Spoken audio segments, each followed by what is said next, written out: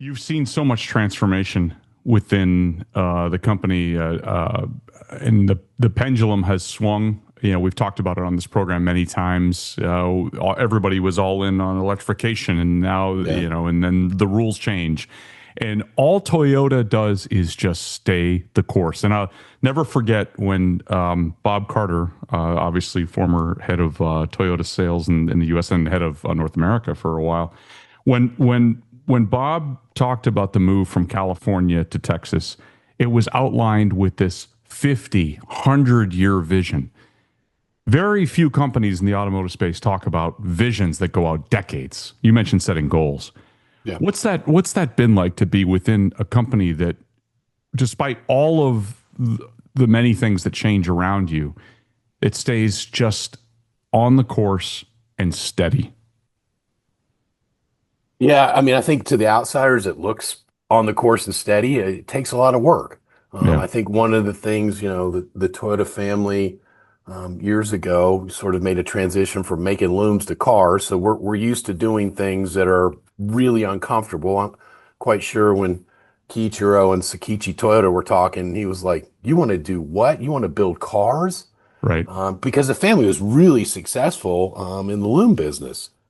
So I think we have that in our DNA that, we're willing to take measured risks, but we also have long-term views. And that's one of the things I love about this company. We don't get paid on quarterly results. We get paid on the long-term growth of the company. And I think that's a very different culture and different mindset from other car companies. And luckily, we've been successful enough where we can diversify risk, through powertrains. Like, we built the Prius, right? And I can remember, getting in one of those things and, whatever it was, early 90s and driving it home. I was working in Chicago and I'm like, this is going to be a big problem.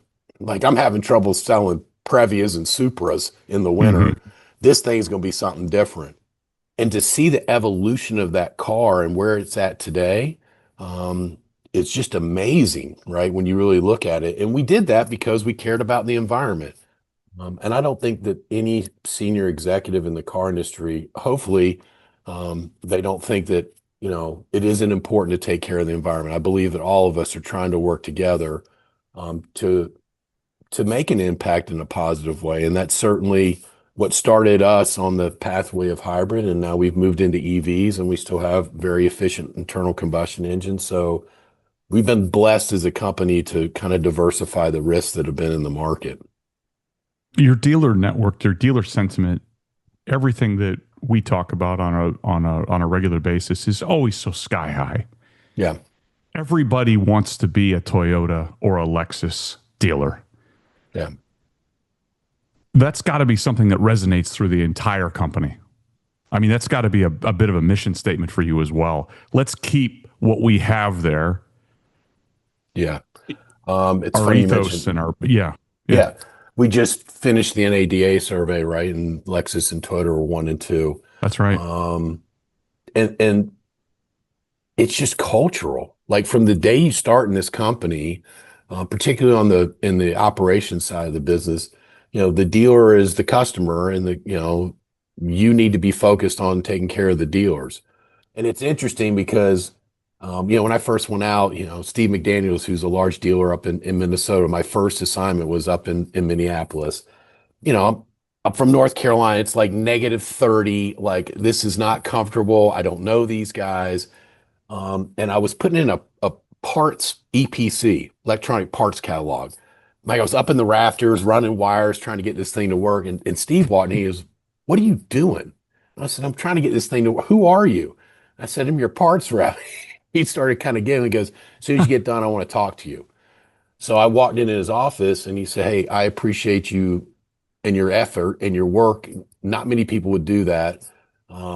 Let me help you learn the job." Because I had told him, like, I have no idea what I'm doing.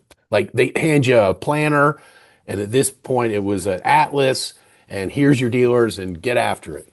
And what I Rand learned McNally. oh yeah, like the old, I mean, you're riding down the road trying to figure out where you're going. Um, but what I learned very early in my career was the dealers can teach you. And I was smart enough to figure out, and we have good dealers, and then we have great dealers, and I could see the difference. And so I would spend time with them. And I was honest with them. I think that also helped. Like, hey, I don't understand this. Explain this to me. And it helped me, throughout my career and even today. Like, I still call, there's 40 or 50 guys, that I'll call and like, hey, this is what we're thinking. How does this sound? Does this make sense? So that relationship that the dealers have with us and we have with them, I think is at the core of, why we've been successful in many ways, because it's family, because we care about each other in ways that I don't know that other brands have that same relationship. I've been exposed and around to different dealers and different manufacturers and the nexus between those two groups. And I have never seen what I have witnessed inside a room when Toyota leadership talks to their dealers. It is a different language, Andrew. Yeah, I think part of it, Jason, is authenticity. Yeah. Like, you cannot get up there and here's your bullshit dealers. They'll see right through it. If you're not authentic with them and you're honest with them, and you lose that trust, that's when all the problems in my mind really begin. And so we've always been straight with our dealers, even in difficult times. We've over communicated. We've had a lot of challenges over my career. But the one thing that remained constant was over communication, and making sure everybody understood what we're doing, in the direction we're going, and making sure that we were getting feedback from them that what we were doing was the right thing. I mean, we have, Kaizen, right? It's a real thing, right? It's constantly improving. So you've got to be open to that. And look, we all have egos and insecurities, and it's just different here, right? Like, we are a team. We're trying to support one another. It's not perfect. I'm not trying to make us out to be a perfect organization, but it's different. I mean, when I say I love who I work with, I mean that, and I love the dealers. And again, I'm very blessed to be able to do what I do. Well, former Ford CEO Alan Mulally had to get up and express that to Ford once when he first joined. Yep. That's not anything that needs to be communicated from Toyota to its dealers, because they know. Yes. Right. Yeah, I mean, everything you do. I tell people all the time, like, listen, your actions mean way more than your words. Yeah. Don't judge me by what I say. Judge me by what I do. And I mean that. And I think that is really important. Every day is showing up and being authentic. And I'm far from perfect. I make mistakes, and I tell people quite a bit. I learn more about myself and what I want to be and who I want to be by losing. You don't learn anything from winning. What do you learn? I won, right? When you don't do something successfully, or you fail at something, which you try to avoid, no question, but when you really sit down and like, okay, what could I have done differently? How could we have handled this differently? And then taking personal accountability. I think that's really important, no matter where you're at in an organization, is you got to own it. And so, again, that creates this culture of accountability in our side of the business. And it's special for sure.